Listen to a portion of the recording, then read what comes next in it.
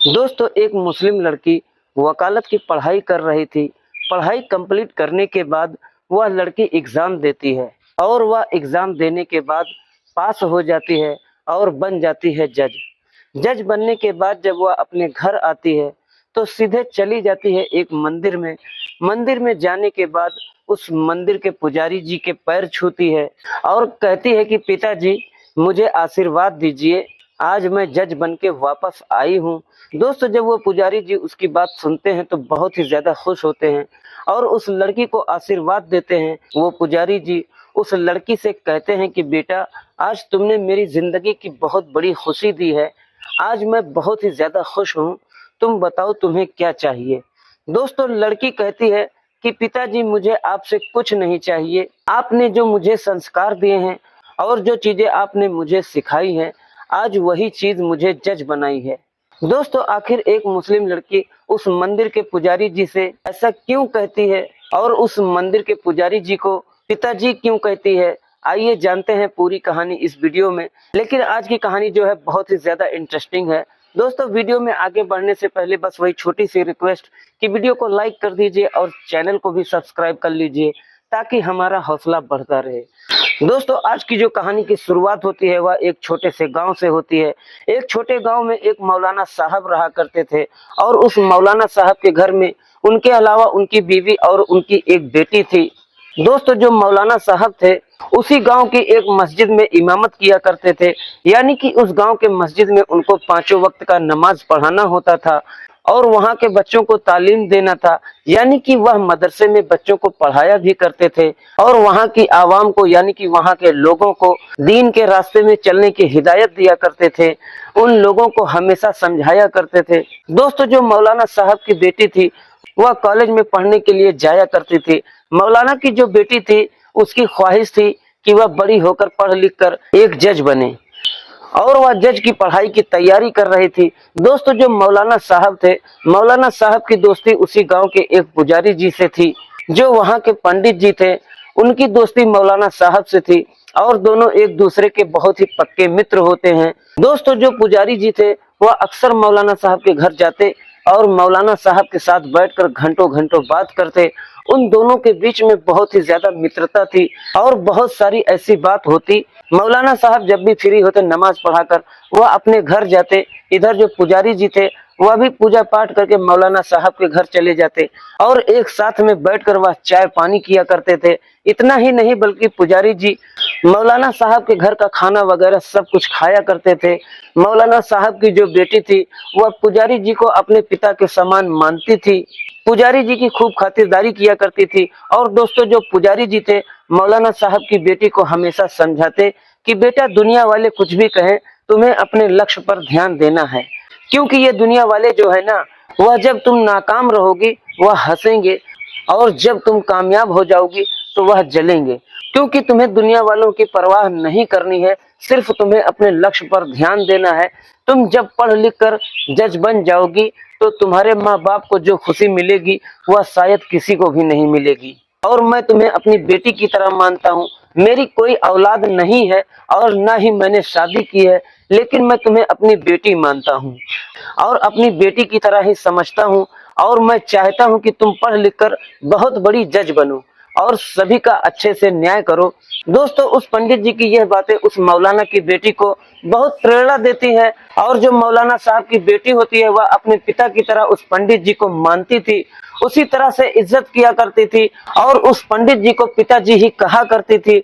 लेकिन दोस्तों, उस गांव की जो आवाम थी, यानी कि गांव के जो लोग थे, वह मौलाना साहब पर तरह तरह के अब सवाल उठाने लगे थे।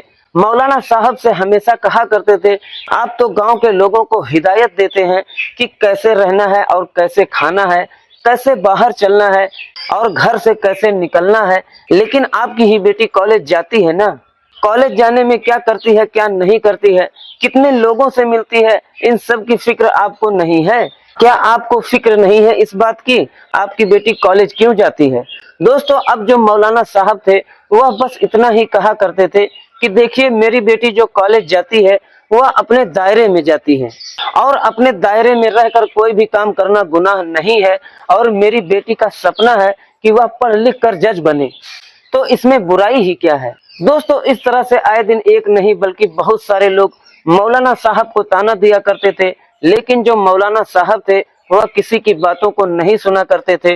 और इतना ही नहीं बल्कि मौलाना साहब को इस बात को लेकर ताना भी दिया करते थे कि आप एक पंडित के साथ इतनी दोस्ती क्यों करते हैं। दोस्तों ऐसा ही सवाल उस पंडित जी के लिए भी था, जिस मंदिर के जो पुजारी थे उनके लिए भी ऐसा ही सवाल था।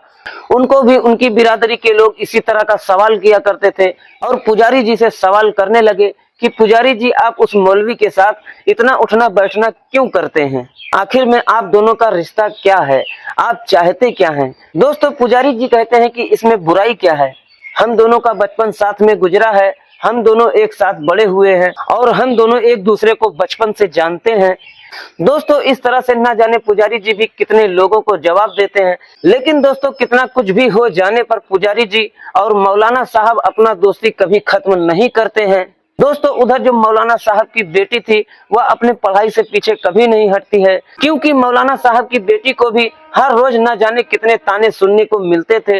मौलाना साहब की बेटी जब भी घर से कॉलेज के लिए निकलती थी, रास्ते में बहुत सारे लोग उसको ताने दिया करते थे, लेकिन मौलाना साहब की बेटी कभी किसी बात को नहीं सुनती थी, उसको सिर्फ अपने ही लक्ष्य पर ध्यान था। दोस्तों इसी तरह से धीरे धीरे वक्त गुजरने लगता है। मौलाना साहब की बेटी का फाइनल एग्जाम अब नजदीक आ गया था। अब एक दिन फिर से पंडित जी आते हैं मौलाना साहब के घर में। पंडित जी देखते हैं कि मौलाना साहब की बेटी पढ़ाई कर रही थी और जो पंडित जी होते हैं वह उसके पास बैठ जाते हैं और उससे कुछ सवाल जवाब करने लगते हैं उसके इस एग्जाम से रिलेटेड। दोस्तों जो मौलाना साहब की बेटी थी वह सभी सवालों का सही सही जवाब दे देती है। अब पंडित जी उससे बहुत ज्यादा खुश होते हैं और उस दिन मौलाना साहब की लड़की को बहुत ढेरों आशीर्वाद देते हैं। दोस्तों पंडित जी कहते हैं कि बेटा तुम फिक्र मत करो, तुम्हारा जो मेहनत है, जिस तरह से तुम मेहनत और लगन से पढ़ाई कर रही हो, तुम जरूर पास हो जाओगी और तुम जो है वह जज बनकर ही लौटोगी। दोस्तों इसी तरह से मौलाना साहब की बेटी का एग्जाम नजदीक आ जाता है और वह चली जाती है एग्जाम को देने के लिए। और जो एग्जाम का दिन होता है वह आ जाता है और एग्जाम देने के बाद एग्जाम कंप्लीट हो जाता है और रिजल्ट का इंतजार करने लगती है। दोस्तों इसी तरह से कुछ महीने गुजरता है और मौलाना साहब की बेटी का रिजल्ट भी आ जाता है। दोस्तों जब वह लड़की अपना रिजल्ट मोबाइल पर चेक करती है तो उसमें वह पास हो जाती है। जब वह अपने घर आती है और यह खुशखबरी सभी को सुनाती है तो सभी लोग खुश हो जाते हैं। दोस्तों लड़की सबसे पहले जाती है उसी मंदिर में जिस मंदिर में वह पुजारी जी रहा करते थे। वहां जाने के बाद पुजारी जी को बाहर बुलाती है और कहती है कि पिताजी जल्दी से बाहर निकलो।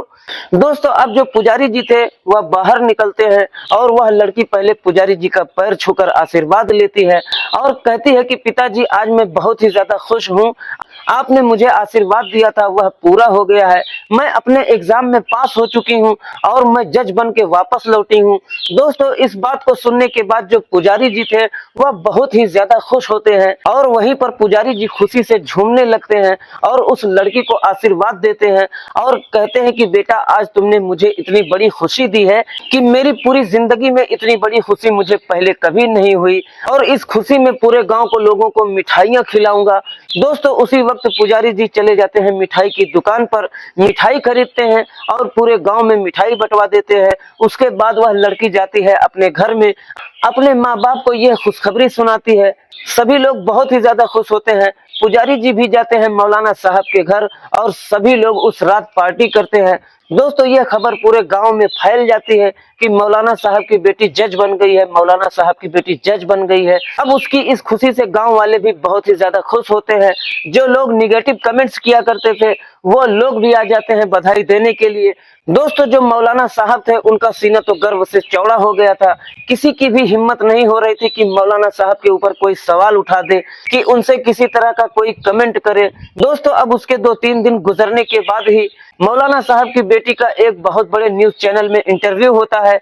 अब इंटरव्यू के दौरान जो न्यूज चैनल वाले थे वह पूछते हैं मौलाना साहब की बेटी से कि आपको इतना सपोर्ट किसने किया, आपके घर वालों ने या फिर आपके रिश्तेदार ने, किसने आपको इतना सपोर्ट किया।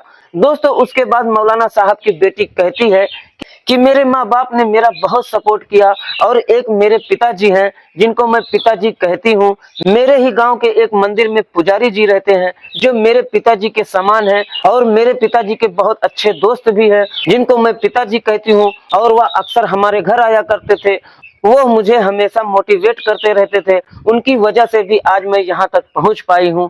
और जितनी भी कामयाबी मुझे मिली है, जितनी भी शोहरत मैं पा रही हूँ, मैं अपने पिताजी और पंडित जी की वजह से पा रही हूँ। तो दोस्तों ये रही कहानी। आज की कहानी आप लोगों को कैसी लगी? अगर जरा सा भी अच्छी लगी हो तो प्लीज वीडियो को लाइक करें और चैनल को भी सब्सक्राइब कर बेल आइकन को जरूर प्रेस करें। दोस्तों इस कहानी को सुनाने का मकसद किसी को परेशान करना नहीं है, बल्कि उनको मनोरंजन और जागरूक करना है।